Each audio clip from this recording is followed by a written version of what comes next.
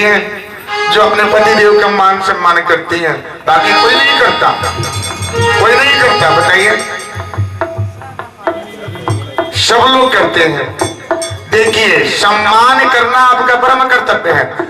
अब जब पार्वती जी ने बोले तो उन्होंने बोला मैं तो बहुत ही प्रेम करते हैं। तो उन्होंने नारद जी ने बोला क्या, जब इतना प्रेम भगवान शंकर जी आपसे करते हैं तो ये बताइए कि आपको अमर कथा के बारे में बताएंगे क्या।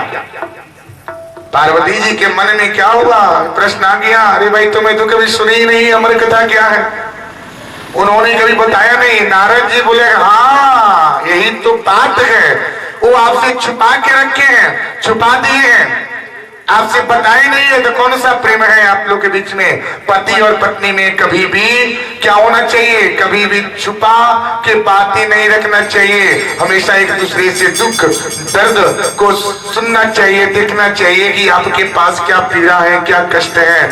पत्नी और पति ये क्या है, दुख और सुख। सुख के साथी कौन, दुख के साथी कौन, दुख के साथी कौन होते हैं मेरी मैया बताइए, पति या पत्नी। दुख के साथी में कौन है, पत्नियां क्या है, दुख के साथी हैं या सुख के साथी हैं बताइए। दुख के साथी होते हैं क्योंकि पूरे जीवन उनको दुख उठाना पड़ता है, पूरे जीवन उनको दुख झेलना पड़ता है। घर गृहस्थी से लेकर के, अपने पति देव से लेकर के, अपने मायके में रही वहां का भी दुख उन्होंने झेला, उसके बाद विवाह होने के बाद इस घर का भी दुख उन्होंने उठाया, एक कष्ट उठाया।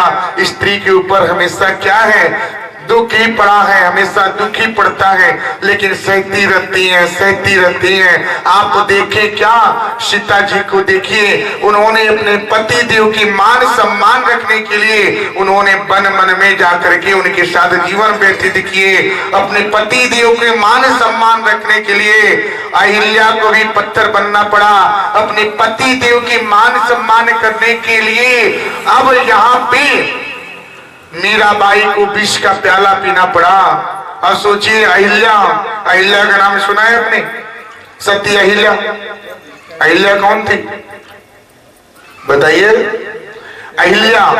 अब देखिए, अहिल्या एक ऐसी स्त्री है जो पतिव्रता है, पतिव्रता, जो पति के सिवा दूसरे का किसी का छवि उनके मन में ना आवे, वो पतिव्रता होती। सूर्योदय होने से पहले भोर में वो क्या करते थे, स्नान करने नदी में जाते थे, और नदी स्नान करके ये जब आते थे तो इनकी पत्नी इनके पास खड़ी रहती थी, पूजा करती थी, और पति देव की सम्मान, मान सम्मान, सेवा टहल हमेशा करती रहती थी। लेकिन अब ऐसा समय आया, उस सती का ऐसा समय आया कि उनको भी परीक्षा देनी पड़ी, उनको भी परीक्षा देना पड़ा मेरी मैया। कैसे, एक बार यही चंद्रमा है, इंद्र जी का नाम सब लोगों ने सुना है। इंद्र की ये क्या है, इन्होंने छल कर दिए गौतम ऋषि के पास आश्रम में आकर के अहिल्या से इन्होंने छल किए, चंद्रमा को मुर्गा बना दिया गया, और इन दोनों ने मिल करके अहिल्या के साथ अब एक चंद्र देवता जो थे बाहर बैठ गए मुर्गा बन करके, और इंद्र अब इनके रूप में क्या हुआ, रात्रि के समय 12 बजे रात को ही मुर्गा बांध देता और उसी समय चले जाते। अभी क्या हुआ, जब ये गौतम ऋषि जब मुर्गे की आवाज बांध देता था, ये स्नान करने भोर में चले जाते थे, उनको लगता था क्या कि प्रातः भोर हो गया है। अब आज के समय में आपके पास क्या है, घड़ी है, मोबाइल है, आप टाइम देखते हैं कि मैं आज 2 बजे, रात को 2 बजे नींद टूट गई, रात को नींद ही नहीं आया है। मोबाइल से देखते हैं, आप घड़ी देखते हैं, लेकिन उस समय ऐसा नहीं था। उस समय जब मुर्गी की आवाज बांध देना होता था, उस समय लोग उठते थे, अपने बिस्तर छोड़ देते थे, क्योंकि सूर्योदय के पहले उसकी आवाज आ जाती थी। और वही गौतम ऋषि के साथ जब छल हुआ, अब इंद्र और चंद्र ने दोनों जन मिल करके अब आए, चंद्रमा जी मुर्गा बन गए, और इंद्र ने 12 बजे रात्रि के समय पे उस चंद्रमा से मुर्गे की आवाज से बांग दिवा दिए। गौतम ऋषि सोए थे, इनको लगा इतना जल्दी सुबह कैसे हो गया। अब इनकी पत्नी मना की कोई ना कोई जरूर, कोई क्या है, सोच मानसिक आ गया, दिमाग में बैठ गया, अभी सोच रही हैं, लेकिन फिर भी इनकी बात को नहीं सुने। इन्होंने रात के समय 12 बजे रात को चले गए नदी स्नान करने, वहां स्नान किए, जैसे प्रवेश हुए तैसे गंगा माता ने उत्पन्न किए और बोली, क्या है पुत्र, ये क्या तुम्हारे घर पे छल हो रहा है, तुम इस वक्त यहाँ पे क्या कर रहे हो, तुम्हारे घर में तुम्हारे पत्नी के साथ छल हो रहा है। ये दौड़े हुए आए, देखे क्या, जो मुर्गा थे वही कमंडल से चंद्र देवता को प्रहार किए, वही कमंडल का दाग चंद्रमा पे है, और इंद्र को श्राप दे दिए कि जाइए आज के बाद तुम्हारे किसी देव में पूजन नहीं होगी। अहिल्या को श्राप दे दिए क्या, कि तुमने अपने पति की पहचान नहीं की, तुम जाओ पत्थर बन जाओ, पत्थर बन जाओ। उन्होंने जिन्होंने श्राप दिए कि तुमने अपने पति को नहीं जाना, अपने पति का नाम स्पर्श उनको नहीं समझ पाई, आज मैं तुम्हें श्रापित कर देता हूं क्या, कि तुम पत्थर बन जाओगी। वही पत्थर जब बन गई तो त्रेता युग में भगवान राम जी ने जब अवतरित लिए, तो वही राम जी के चरण स्पर्श से उस अहिल्या का भी उद्धार हुआ है। नारी के भाग्य भगवन कितना दुख उठाया है, नारी के भाग्य भगवान कितना दुख उठाया है।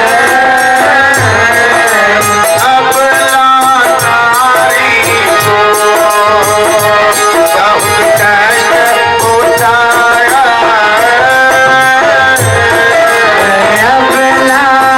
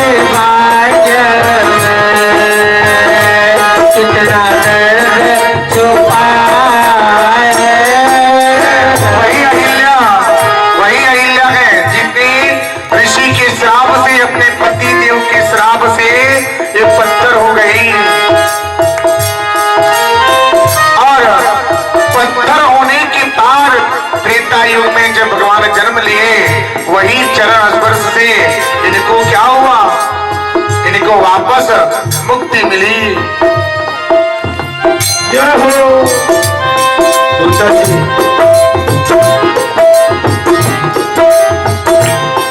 अहिल्या जैसी नारी को इंद्र ने सताया है। अहिल्या जैसी नारी को इंद्र ने सताया है। उनके पति ने उनको, उनके पति ने उनको पत्थर का बनाया है। उनके पति ने उनको पत्थर का बनाया है। उनके पति ने उनको पत्थर का बनाया है। उनके पति ने उनको पत्थर का बनाया है। वही वही अहिल्या है जिनको पति के श्राप से पत्थर होना पड़ा। अब सोचिए सती के बल पे अब इतने सब हो सकते हैं। वही अहिल्या पत्थर बनी और भगवान जी के चरण स्पर्श करके बैकुंठ उनके वापस अपने रूप को पाई। भगवान शंकर जी की बात आ गई। नारद जी ने बोले क्या, जब इतने आपको मानते हैं, इतना जानते हैं, तो अमर कथा के बारे में क्यों नहीं बताए। अब इनके मन में क्या हो गया, प्रश्न आ गया, सोच बन गया। क्या आज मैं जरूर पूछूंगी, आने दीजिए उनको। कैसे जरूर पूछूंगी, जैसे आप बोलते हैं क्या खबर तो लूंगी। आज सबकी क्लास लगने वाली है, ध्यान से सुनिएगा। अब क्या खबर तो जरूर लूंगी, आने दीजिए। बहुत मैंने सुन लिया, बहुत से लिए। आज तो उन पे आज पूरी तरह से आज हम खबर लेने वाले हैं। अब पार्वती जी का गुस्सा अपार हो गया। अब भगवान शंकर जी जब प्रवेश किए तो देखिए क्या, अब बोले कि वो चीज कहाँ है, वो वस्तु कहाँ है, मेरा बांध कहाँ है। अभी बोले क्या, कुछ बोल नहीं रही है, फिर भी सोच रही है क्या कहूं तो कहूं क्या। उन्होंने बोला पहले बैठिए मेरे पास, यहाँ बैठिए, मैं आपसे एक प्रश्न कर लेती हूँ, उसके बाद जो कहना वो कहिएगा। बोले ठीक है भाई बताइए। इन्होंने बोला आप बताइए, सारी चीज बताते हैं, सब कुछ बताते हैं, लेकिन आप अमर कथा के बारे में क्यों नहीं बताए, अमर कथा के बारे में क्यों नहीं बताए। भगवान शंकर जी सोच में पड़ गए क्या, अरे भाई कैसे पता चल गया ये अमर कथा के बारे में। उन्होंने बोला छोड़िए, जान दीजिए, ये सब कुछ नहीं, इतना में जानिए, ये सब जानने की चीज नहीं है, वस्तु नहीं है, कोई वस्तु नहीं है, इसको आप जान लेंगे, ये बहुत बड़ा कथा होता है। फिर भी बोली पार्वती जी ने क्यों नहीं बताए, इतनी बड़ा कथा है तो बताए क्यों नहीं। पति पत्नी के रिश्ते में कभी भी क्या होना चाहिए, समझ होना चाहिए, कोई बात छुपाना नहीं चाहिए।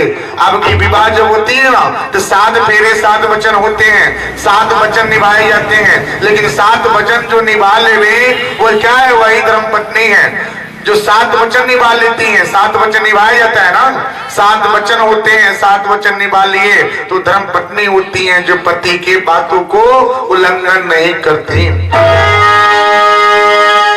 अब भगवान जी बोले कि ठीक है, इतना अब हो गया तो चलिए अब हमारे कथा के बारे में अब बता ही रहे हैं तो सुनिए। हम कुछ सोच के नहीं बताए आपसे, ठीक है आज सुन लीजिए चलिए, लेकिन वो कोई साधारण कथा नहीं है। इसको सुनने के लिए एकांत जगह होना चाहिए, शांत जगह होना चाहिए। पार्वती जी बोली क्या ठीक है, चलिए जहाँ शांत जगह है वहीं पे कथा सुना जाएगा, लेकिन कथा तो सुनना है। अब पार्वती जी बोले, भगवान शंकर जी बोले ठीक है, लगता है ये मानने वाली नहीं है ना। स्त्री जब गुस्सा हो जावे तो क्या होना चाहिए, शांत होना चाहिए, पति देव को कुछ बोलना नहीं चाहिए कि स्त्री के हाय और स्त्री का अगर श्राप अगर लग जावे तो घर क्या होता है, उस घर में दरिद्रता छा जाता है, आया हुआ धन भी वापस चला जाता है। जिस घर में स्त्री का मान सम्मान नहीं होता, मेरी मैया पार्वती जी की बात भगवान शंकर जी को झुकना पड़ा, क्योंकि पत्नी की बात थी। पत्नी की आगे भगवान जी झुक सके, उन्होंने झुक करके हमारे कथा बारे बताए, तो आप उनकी बातों को क्यों नहीं मान लेते? मानने नहीं भलाई है। भगवान शंकर जी बोले इसी में गुण है, चलिए मान लेते हैं, नहीं तो क्या होगा, क्या भरोसा। अब भगवान शंकर जी चल दिए, इनको लेके गए। एक घना सा जंगल था, उस जंगल में लेकर के गए और वहां पे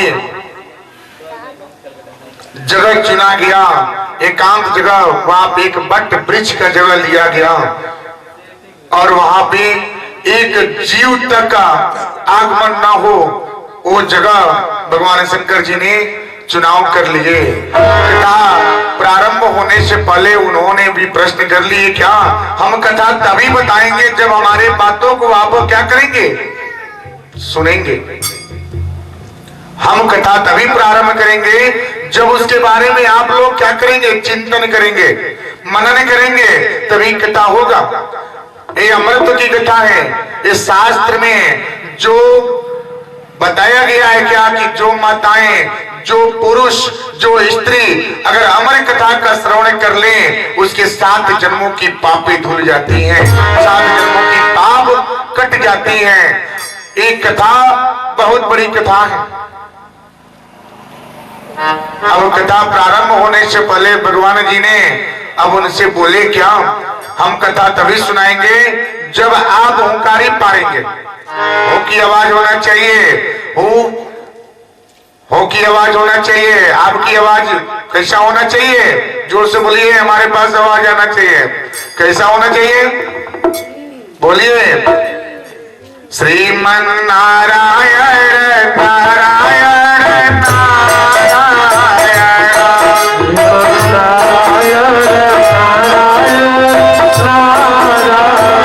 आवाज आना चाहिए। आवाज नहीं आएगा तो कथा कैसे सुनेंगे आप लोग?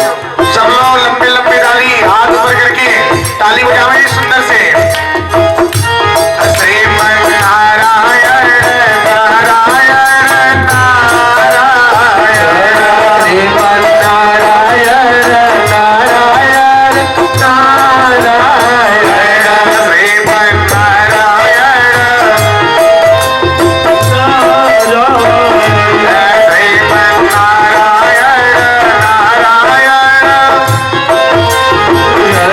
श्रीमन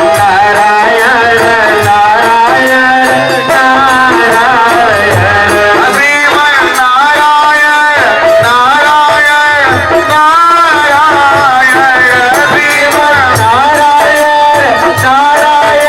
नारायण नारायण नारायण, श्रीमन नारायण नारायण नारायण, श्रीमन नारायण नारायण नारायण, श्रीमन नारायण नारायण नारायण, भजमन नारायण नारायण नारायण, भजमन अब उन्होंने बोला, क्या ये मंत्र हम बताएंगे आपको, हो की आवाज आना चाहिए, ओंकारी मारना चाहिए। ओंकारी आपकी नहीं आएगा तो कैसे जानेंगे कि आप कथा सुन रहे हैं? भगवान जी ने उनसे प्रश्न कर लिए। पार्वती जी ने जिद में बोला, हाँ हाँ ठीक है, हम ओंकारी जरूर मारेंगे, लेकिन हमारे कथा सुनेंगे।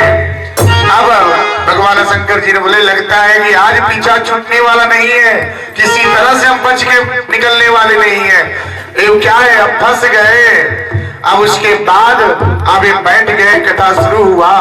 प्रथम दिवस की कथा हुई, द्वितीय दिवस की कथा हुआ, तृतीय दिवस हुआ। अब हो की आवाज आना क्या हुई, बंद हो गया। अब ये जब बंद हो गया, अब भगवान जी शंकर जी क्या है, इतने सीधे साधे हैं, इतने भोले भाले हैं, क्या वो ना इधर देखते हैं ना उधर देखते हैं, बस चलते रहते हैं, चलते रहते हैं। वो चलते गए, उनके मन में भगवान जी का वास होता है, श्री लक्ष्मी नारायण भगवान जी का ध्यान होता है। वो ध्यान करते गए और कथा सुनाते गए। ओंकारी इधर बंद हो गया, उनको पता नहीं चला कि कौन कथा सुन रहा है। और वही बट वृक्ष के ऊपर, अब देखिए, वही बट वृक्ष के ऊपर एक सुगा सुख थे। वह क्या, एक घोंसले में एक पति पत्नी दोनों जन रहते थे, और एक अंडा जो था वो दूषित हो गया था, किसी कारणवश वो दूषित हो गया था, और दूषित हो जाने के वास्ते जो पति पत्नी थे उस अंडे को छोड़ करके चले गए। अब देखिए प्रभु की लीला कैसी है भगवान जी की। एक तो इधर माया में बच गए, दूसरे तरफ क्या है, उसमें जीव भी डाल रहे हैं, जीव के उत्पन्न हो रहा है। कैसे, अभी अंडा वहां पे छोड़ करके ये पति पत्नी चले गए थे, उसी अंडे से अब क्या हुआ, जीव उसमें आ गया। अंडे का सेवन कितने लोग करते हैं बताइए? अंडे का सेवन करने वाले की संख्या कितनी है बोलिए? देखिए, जो अंडे का सेवन करे, जो मांस का सेवन करता है, उसके जीवन में कभी खुशहाली जीवन नहीं होता, दुख बना रहता है, हमेशा दरिद्र बना रहता है। क्योंकि अंडे के सृजन से ही, उसमें प्रथम जीव अंडे से ही है। जो अंडा दूषित हो गया था, उसी अंडे में ठाकुर जी की कृपा प्रदान हुई, उसमें जीव आ गया, और उसी जीव से हो की आवाज आना प्रारंभ हो गई। तो आप अगर अंडे का सेवन करते हैं तो सोचिए, आप एक दिन में अगर एक अंडे का सेवन करते हैं तो आपके परिवार में 4 लोग हैं, तो 4 अंडे का सेवन हो गया। तो 4 अंडे का सेवन जब आपने कर लिया तो 4 जीव की हत्या कर दिए, 4 जीव की हत्या हो गई। कैसे, जो एक माँ बाप 2 पुत्र 2 पुत्री को जन्म देते हैं, तो आप अंडे का सेवन करके तो सोचिए, आपने 4 जीव की हत्या कर दिए। 4 जीव की हत्या यानी कि उसके भी संतान होंगे, उसके भी क्या होगी, पुत्र, उसके भी जीव होंगे। तो कितने जीव की हत्या हो गया मेरी मैया।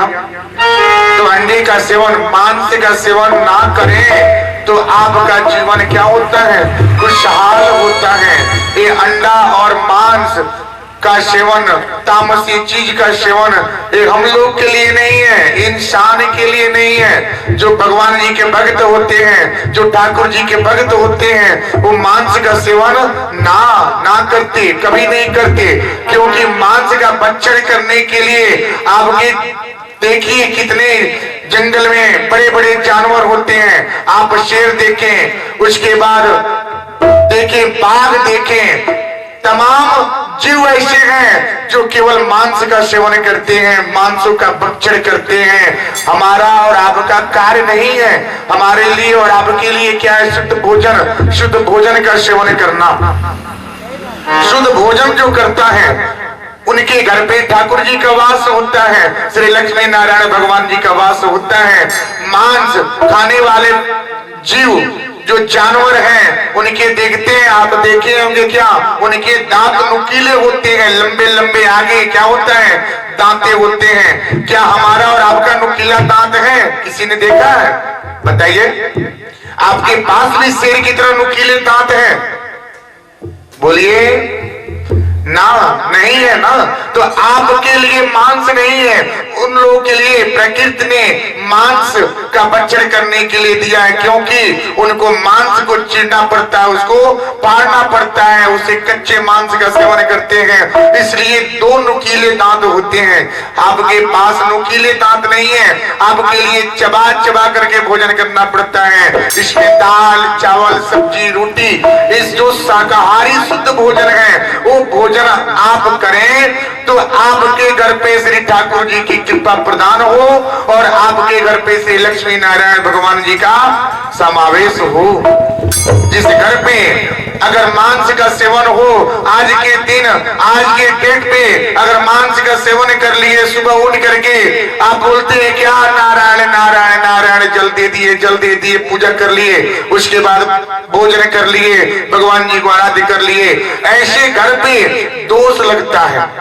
जिस घर में अगर मांस का सेवन कर करके अगर ठाकुर जी की पूजा किया जाए, अगर देवताओं की पूजा किया जाए, तो इसमें पुत्र और पति की आरोग्यता नहीं होता, रोग उनको छाप देता है, रोग बढ़ जाती है, पूरा शरीर उनका क्या व्याधि से जुड़ जाता है।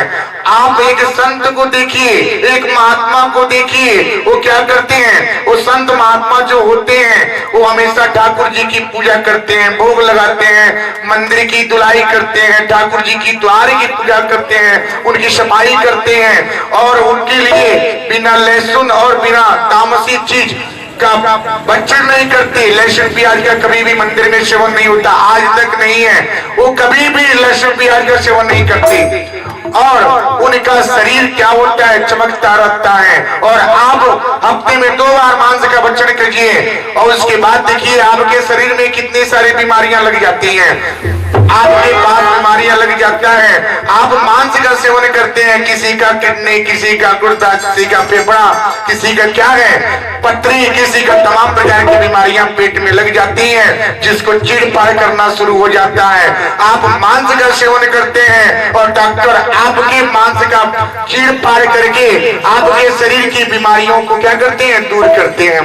तो आप सोचिए, जब जीव हत्या करेंगे तो आपके पास बीमारी लगेगी, और बीमारी जब लगेगा तो उसका भी क्या होगा, चीड़-फाड़ होगा। जब चीड़-फाड़ होगा तो धन लगेगा, धन लगेगा तो आपको 15 दिन की आराम होगी, और आपको तब बोलेंगे क्या डॉक्टर मना किया क्या कि आपको 1 महीने मांस का सेवन नहीं करना है, आपको मिर्च मसाले का सेवन नहीं करना है। डॉक्टर की बात को आप क्या करेंगे, मस्तिष्क में रख लेंगे, लेकिन ज्ञान की बातें अगर फ्री में मिले तो उसको आप परित्याग करेंगे।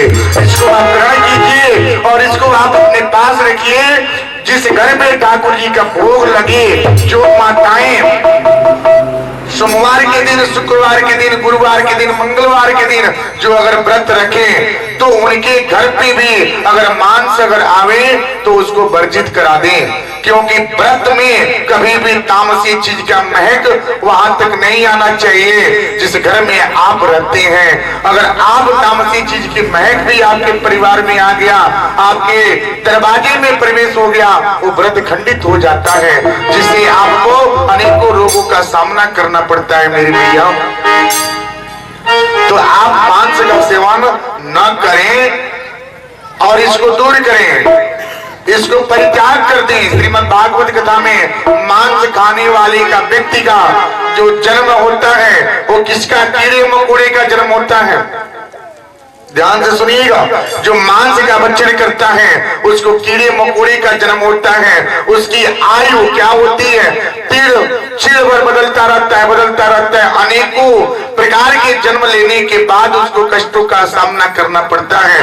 जो मांस का सेवन करता है, तो मांस का सेवन को परित्याग करें, इसको दूर करें। आपके पास उतना ही बल होगा, उतना ही विवेक होगा। जिस घर में अगर मांस का सेवन करने वाला व्यक्ति है, उसका मस्तिष्क, उसका विवेक क्या होता है, धैर्य खो जाता है, आपा खो जाता है। जिस घर में अगर मांस का सेवन नहीं है, केवल ठाकुर जी का भोग लगे, उनकी सेवा हो, उनकी पूजा हो, तो उस घर में क्या है, धैर्यता और नम्रता बना रहता है, कभी भी विवाद नहीं होता उस घर में। कभी